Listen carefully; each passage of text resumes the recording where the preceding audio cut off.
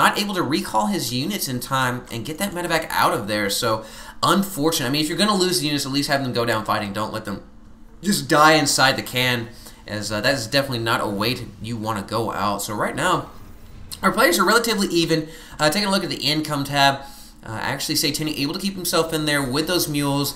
We'll be grabbing that natural expansion, bringing it online.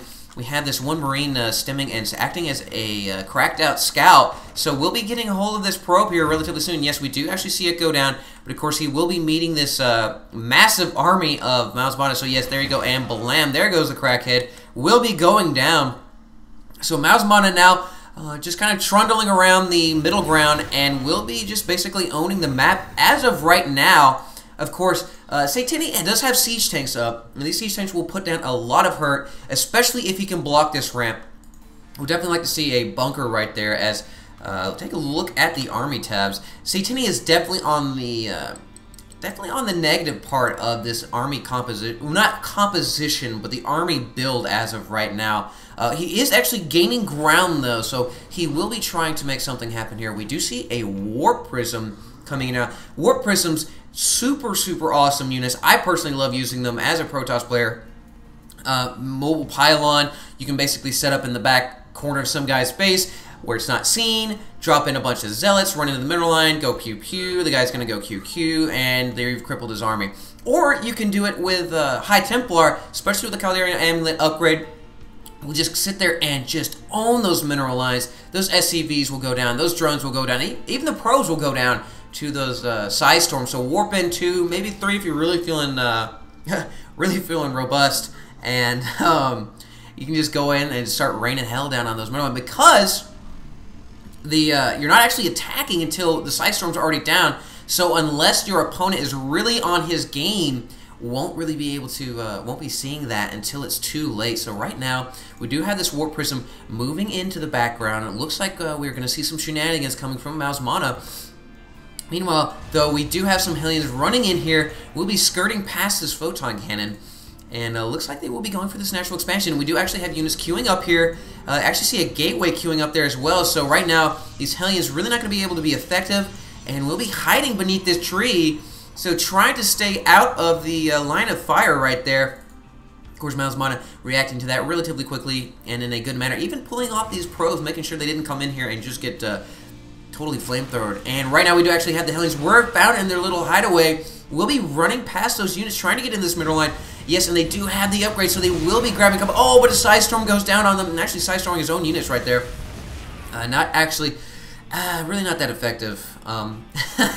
Overall, those Hellions really didn't do that much. They did give MouzMaNa a little bit of a scare there, but not actually being super effective. We do actually have a little drop coming down here, though, putting a pressure on that cannon as these STEM Marines were just totally going. And that one Zealot, though, charging in there could have gotten sniped right there. But these Marines will be coming down off of their high, and will no longer be cracked out, little crazy guys. So that one Zealot, of course, getting a little too ballsy, and MouzMaNa moving out with his bio ball with the tanks and the Hellions kind of coming up here on the rear. Delicious tea. I gotta get ready for the upcoming pending battle, as we do see this tank sieging up here. We do see a scan coming down there, so Satini will be aware of what kind of unit composition MouzMaNa has and what he has on the field to really rain some pain. And we do have ghosts on the field, so these ghosts are going to be super effective against these units, as we do see one MP blast going down on these High Templar, another one going down. So all of these units have no shields. They are charging in here, getting up in the face of these tanks. These tanks, of course, throwing down huge CPS on these units in the background. These Stalkers are going to be in a lot of trouble right here. This Bio Ball alone will be enough to take out these Stalkers. Those EMP blasts, great use of these ghosts. So Satini right there, really whooping up on that Protoss army. As we see, the losses tab is absolutely stacked after that battle. We see a High Templar coming here, throwing down that Size Storm and killing almost all of those Marines right there. Of course, with siege tanks not having any of that noise, will be sieging down on those units, actually sieging on their own units as well. These Martyrs, of course, taking a few pot shots off on these probes, so snagging a few probes. This expansion will be going down. This one High Templar getting a little too ballsy, as this tank was more than happy to oblige its death. MouzMaNa right now, not really feeling so hot after losing all of that as, ooh, actually came in there with that Warp Prism. This one missile turret smacked it down as, of course, Sensor Tower. You don't really see the Sensor Towers that often. Great use of that Sensor Tower. Great placement, too, making sure there won't be any crazy shenanigans coming in like we just saw right there. Of course, that Warp Prism would have taken it out one way or another.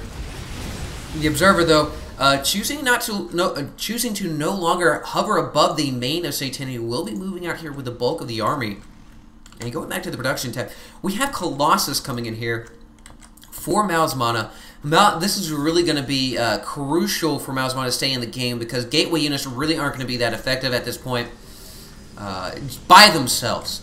Now, of course, mixed in here with these Colossus, they're going to be really effective, basically playing shit shield for these Colossus. Colossus are so fragile when it comes to being sniped. And the Zealot composition, I'm really liking this unit composition. The Charge Locks mixed in here with the High Templar and the Colossus, throwing in a couple Stalkers for fun. This is going to allow him to get into the face of those tanks, to get in the face of that Bio Ball, not allowing him to move up here. And we actually have these coming in on these siege tanks, and we'll be wiping out all of these siege tanks. That is huge. And so right now, Satiini has no siege at all, but his Bio Ball looks like it's going to be a little too much for MouzMaNa to handle. And yes, MouzMaNa will be GGing out there. So those charge lights being effective against those tanks, but was not basically used up their charge on those tanks, not able to get in contact with that Bio Ball, and those the Colossus not able to move up with the charge loss, not able to DPS that Bio Ball. So we did see MouzMaNa lose to that, so Satiini able to come up on top. This will be a best of 3, so please join me for the next 2 as it is going to be well worth your time as I've had a lot of fun with it. So I hope you enjoyed this, and as always, citizens, stay safe.